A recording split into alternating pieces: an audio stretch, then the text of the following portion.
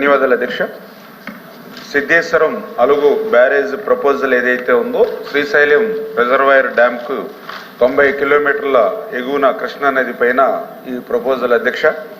అయితే ఏదైతే ఈ ప్రపోజల్ ఈ రోజనే కాదు, ఆ రోజు 2011 సంవత్సరంలో కూడా ఈ ప్రపోజల్ తీసుకురాగా ఆ రోజునటువంటి ప్రభుత్వం 26/6/2013 సంవత్సరంలో ఆల్రెడీ 21320 ఒక మెమో కూడా ఆనాటి ప్రభుత్వం ఇచ్చింది అధ్యక్ష.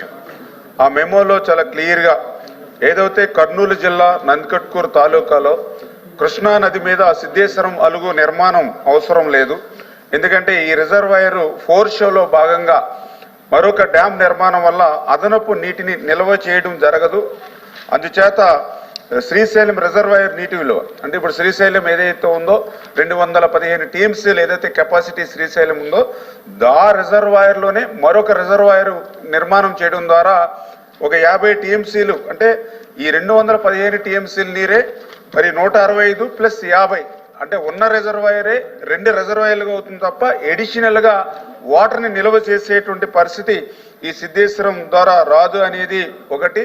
దీనివల్ల ఈ యొక్క ఏదైతే ఖర్చు నిరర్థకమైనటువంటి ఖర్చు అని చేత దీన్ని తిరస్కరించడం అయినదని చెప్పి గతంలోనే 2013లోనే మరి ఏదైతే గవర్నమెంట్ మెమో ఇవ్వడం జరిగింది అధ్యక్ష. తర్వాత ఇదే ప్రతిపాదన మళ్ళీ 2016-2017లో వచ్చినప్పుడు కూడా మళ్ళీ ఈ ప్రతిపాదనని ఆ రోజునటువంటి ప్రభుత్వం కూడా పరిశీలించి ఈ కృష్ణా నది మీద ఉన్నటువంటి ఈ సిద్ధేశ్వర అలుగు నిర్మాణం ఏదైతే ఇప్పుడు ప్రపోజల్ వచ్చిందో ఈ శ్రీశైలం రిజర్వాయర్ అనగా శ్రీశైలం వెనక జలాల పరివాహక ప్రాంతంలోనే ఉండడం ఒకటి. రెండవది ఇతర రాష్ట్రాలతో కూడా అంటే ఇంటర్ స్టేట్ ఇష్యూస్ కూడా వచ్చేటువంటి పరిస్థితి ఉంటుంది కాబట్టి ఇది ఆమోదించదగినది కాదని చెప్పేసి ఆ రోజు ఇంజనీరింగ్ ఇన్ చీఫ్ 12/9/2018 కూడా ఒక లేఖ కూడా ఇవ్వడం జరిగింది అధ్యక్ష.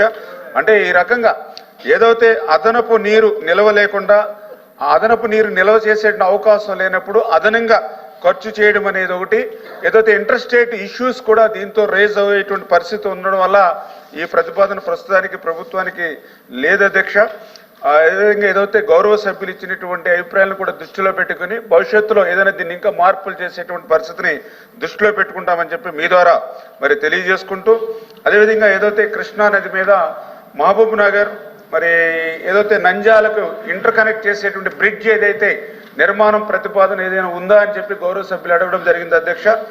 ఏదైతే ఈవేళ national highway authority of India వాళ్ళు ఏదైతే ఈ యొక్క తెలంగాణ రాష్ట్రం సోమశిల నుండి ఆంధ్రప్రదేశ్లోని సిద్ధేశ్వరం నంద్యాల జిల్లాకు కనెక్టివిటీగా ఏదైతే 1083 కోట్ల రూపాయలతోటి ఒక ఐకానిక్ బ్రిడ్జిని ఈ యొక్క గవర్నమెంట్ ఆఫ్ ఇండియా నిర్మాణం చేసేటువంటి ప్రక్రియను ప్రారంభించి ఇది ఆల్రెడీ టెండర్ల దశలో ఉన్నటువంటి పరిస్థితి అధ్యక్ష.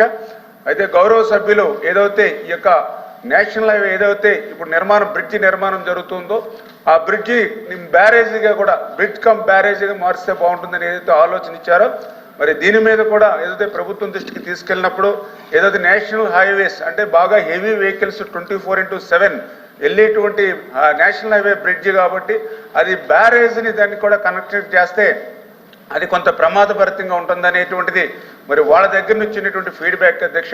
ఏదేమైనా గౌరవ సభ్యులు ఏదైతే చెప్పడం జరిగిందో దాన్ని కూడా నోట్ చేసుకుని ఫర్దర్గా దీన్ని ఇంకా ఏమైనా డెవలప్ చేయడానికి ఖచ్చితంగా ఆలోచన చేస్తాం అధ్యక్ష. ఎందుకంటే ఏదైతే రాయలసీమకి సాగునీరు అందించేటువంటి విషయంలో ఈ ఎన్డీఏ ప్రభుత్వం కృతనిశ్చయంతో ఉంది అధ్యక్ష. దానికి ఉదాహరణే మొన్ననే హంద్రీనేవా, ఎందుకంటే గత 5 సంవత్సరాల్లో ఒక ₹5 కూడా పెట్టినటువంటి స్థితిలో మొన్న గౌరవ ముఖ్యమంత్రి చంద్రబాబు నాయుడు గారు 2500 కోట్ల రూపాయలు హంద్రీనేవాకి 5 నెలల్లోనే కేటాయించి ఆ యొక్క రాయలసీమకు సాగునీరు త్రాగునీరు అందించేటువంటి విధానంలో ప్రాధాన్యత కల్పించాలనేటువంటి పరిస్థితి అధ్యక్ష. నేను ఎందుకు చెప్తున్నానంటే గతంలో కూడా నేను చూశాను అధ్యక్ష. నేను కూడా గతంలో 14-19లో నేను కూడా ఎమ్మెల్యేగా ఉన్నా. ఆ రోజు 5 సంవత్సరాల్లో రాయలసీమకు మీకు 7 లక్షల కోట్ల బడ్జెట్ ఉంది అధ్యక్ష.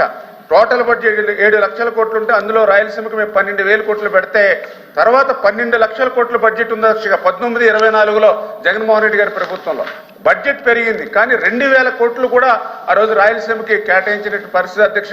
ఖచ్చితంగా ఈ ప్రభుత్వం రాయలసీమకు ఈ సాగునీరు త్రాగునీరు